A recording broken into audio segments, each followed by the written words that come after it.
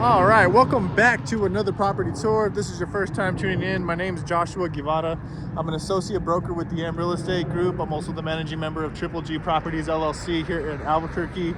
Today, I'm going to be showing you guys a foreclosure, 147 Hilton. Starting off at the beginning of the block, this is a dead-end road, so there is no real subdivision to this whole deal here. Just one block down the street and back out. Obviously, we got commercial starting off this little area here. Just kind of showing you the neighborhood. Again, this is going to be a 2-bedroom, 1-bath, approximately 900 square feet. Going to need a lot of work, a lot of clean out, but you can kind of see the neighbors all well taken care of. A lot of casitas that we kind of see there. Again, still commercial here. Well, looks like the dude has just a really big yard. Sorry, got some dogs over here. Mostly in this neighborhood, there's gonna be houses that have been owned for a really long time. A lot of generations. So the house gets passed down generation to generation. Of course, there are gonna be a couple sales recently to kind of base it off.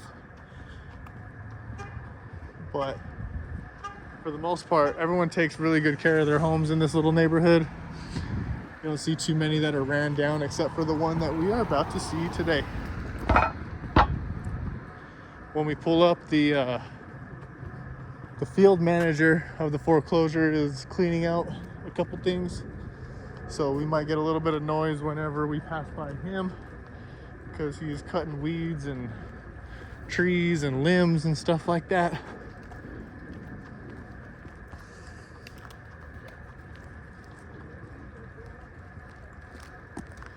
Yep, not too bad. A lot of the house is well taken care of, as you can see. A couple with a ton of upgrades. I really like this one. Metal roof, good little front gate, little turnaround, parking in the back. So we are coming up, as you can kind of hear it, we're coming up on the property. That one's actually really nice as well. That one just sold recently. I think that was in 2022.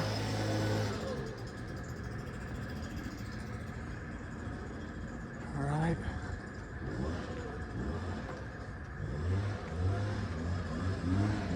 Okay, and all the way down is going to be the end of the block.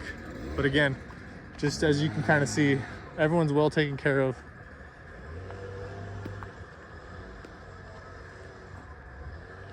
All right, let's get inside here. Let's take a look. Just to kind of start it off, I can't really zoom in, but we got missing shingles all through the top here. I would probably advise just ripping this entire piece out, this carport, just get rid of it, because you're going to need a lot of space to clear out whatever's in the back. Clearing out the back is probably going to be the hardest part of this deal. Let's go ahead and jump inside. All the windows and doors have been boarded. That's just for security purposes, of course.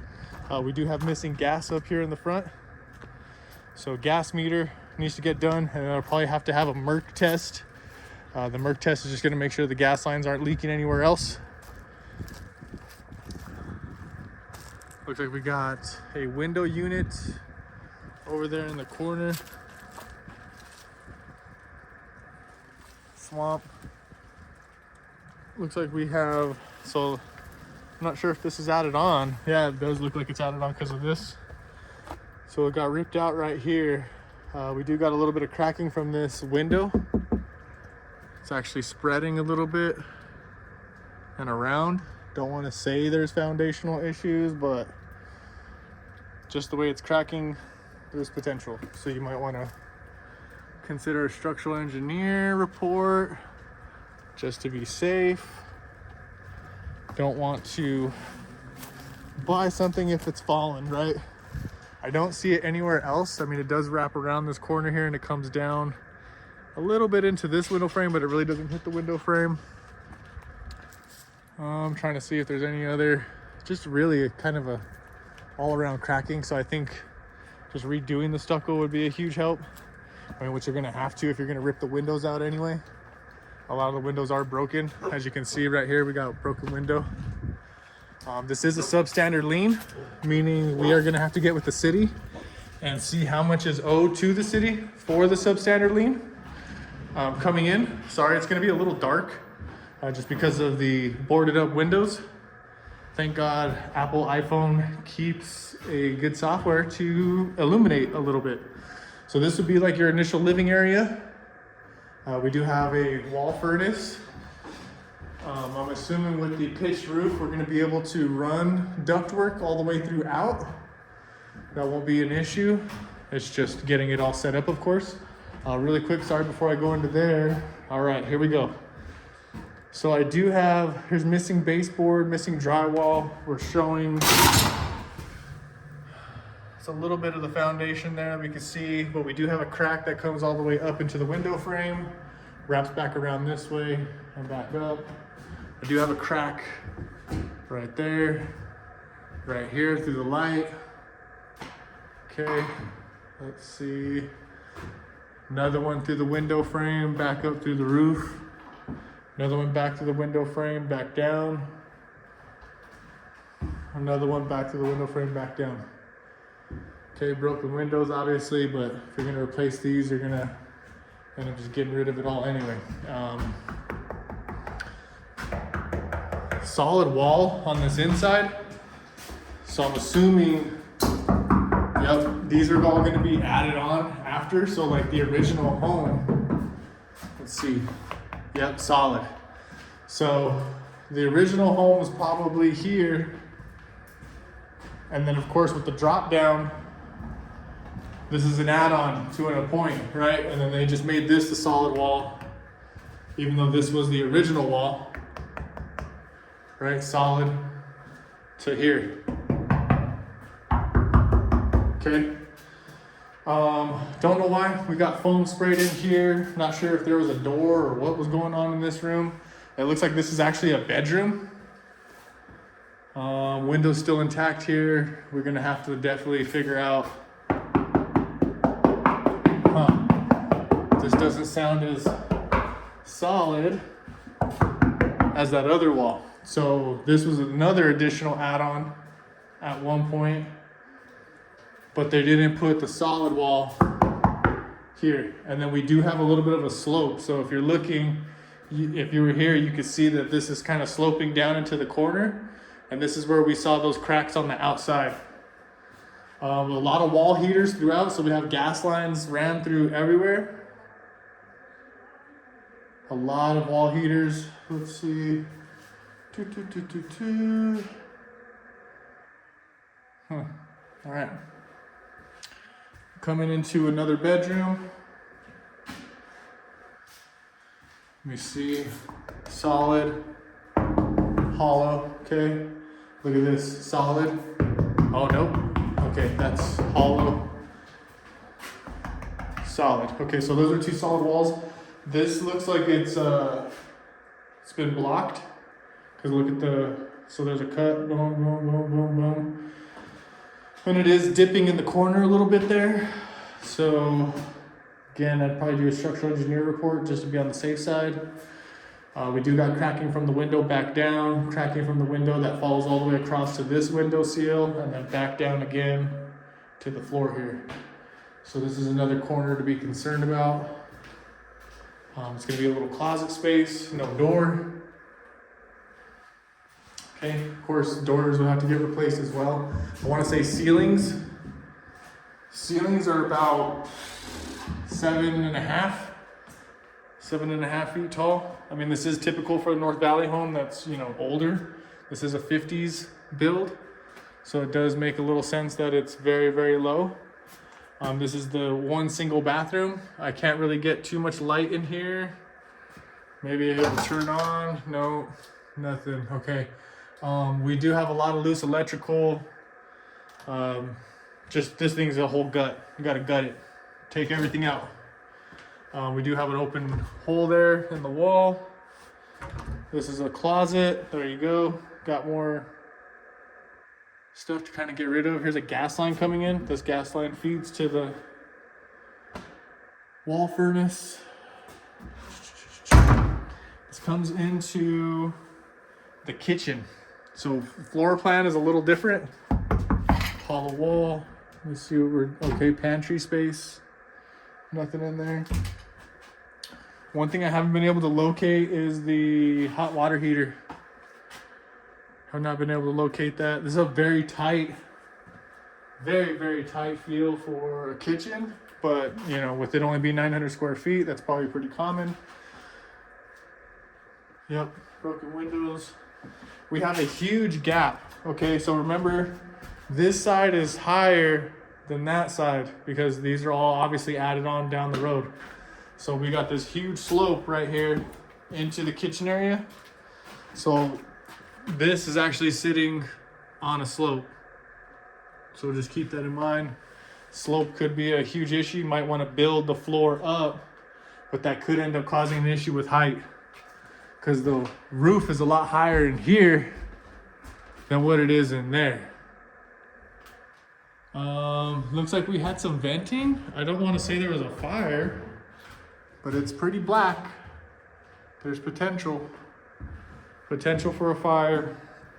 I mean, with that being considered, I would actually get an engineer report anyway, just to double confirm that it's all good. Because with a fire, you're gonna need to get the engineer out here anyway to double check it all.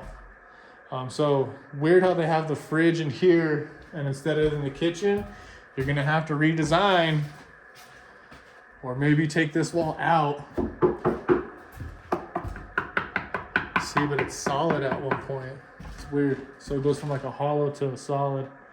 We have this gas line coming in for this wall heater. Of course, probably get rid of it all, and just make a closet for a furnace somewhere. But it's gonna be a work. It's not gonna be an easy flip. It's gonna be a little difficult for sure. We have a huge crack here. That's big. And then again from the door all the way through. So really, I would get a structural engineer report and base it off of that. And also base pricing off of potential structure issues. So that's gonna do it for the interior. We've pretty much circulated all the way around. I still think, again, there is potential for it, but it's gonna need some rearranging. I'm just trying to think I think the big thing would be trying to check if you can raise this roof, because that's going to be a huge part of it. All right, we're going to go to the backyard. There's a ton of work in the backyard that needs to get done. Again, I'd rip this whole structure down, just get rid of it. It serves usually no purpose. I mean, and it doesn't look that great unless you can really salvage the front doors. I think just get rid of it. Stucco is obviously going to need to get redone. Roofing is going to need to get redone. This clean out is going to be the biggest, probably one of the biggest issues that's going on here. I'd probably even get rid of this structure as well. This little back patio piece, it's probably just going to be a headache. So get rid of that. I'm looking. Electrical looks like it's been ripped, so that's gonna have to get updated. So that's another thing, is with the substandard lien, you're gonna need to get with the city and get everything up to code. So that means gas, the electrical, water lines, all that has to be up to code, right? So keep that in mind, and that's where pricing is gonna come into a huge play with this one. Again, clean out is not easy. We got a ton of stuff to clean out. It's not just your easy kind of clean out. This is a one-car detached garage right here that you see.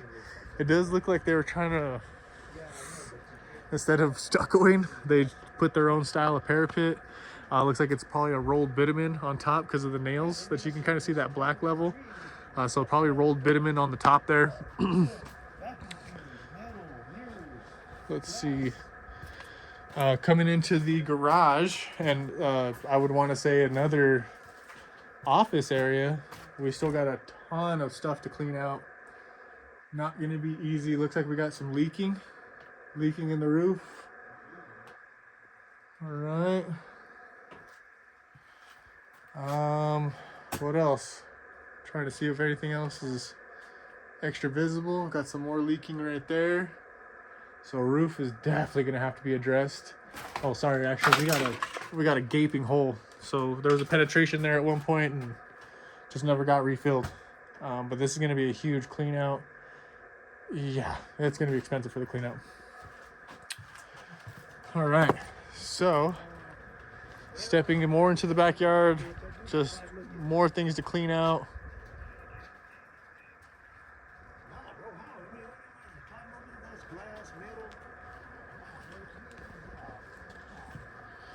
Yeah, it's gonna be a mission. I think another thing that's kind of a sore is gonna be this commercial property has built their wall up so high, and it has bob wire all the way across on the top. I think covering that up is gonna be another huge thing you wanna take care of. On top of that, I wish I could, let me see, I don't wanna make sure I don't get stabbed by anything because there's a lot of just broken glass and debris everywhere. Excuse me. So this is most likely what they call an easement, okay? And that's just because of the electrical, okay? The easement is for P&M to come back here and work on whatever they need to work on. So you can't really build anything in this little region here. So that's probably why all the fences line up all the way through, right? This guy has his gated so no one can walk back there, which makes a lot of sense. I would probably do the same on this side and probably even try to raise the fence to separate, hey, that's your yard, this is my yard, and there's really privacy for it.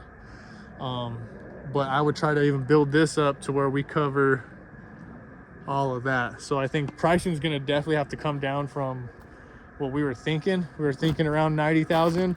I'm thinking like 70, 65,000. And the reason why is because of all these issues. I mean, look at the stucco on this one. I mean, we got some huge cracking in the corner. It runs all the way across. And again, structural engineer report's going to be huge. Showing the roof.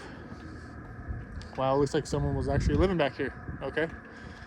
Someone was definitely living in the backyard, covered up. But that's that rolled bitumen I was talking about. That's not going to hold, so we got to get rid of that. Again, just more trash that needs to get thrown. Ton of trash that needs to get thrown. And have all this probably cleared out. So chop all these Chinese elms. It's going to be a lot of yard work. Excuse me. I think just getting rid of all of this would make it appealing. I mean, this is I don't know. This is going to be a definitely a tough one to get done. I think it's really just trying to let the bank know that they don't have something that's worth what they think it's really worth. I mean, there's a whole lot going on, and especially with the substandard lien. So I'll be sure to pull that substandard lien, see what the amount is before moving forward. But this is going to do it for the property tour today on Hilton. If you guys have any questions or would like to see some other properties that I have, you could always email me at joshua@mregrp.com, or you can text me 505-363-7926. Thank you guys for tuning in, and enjoy your weekend.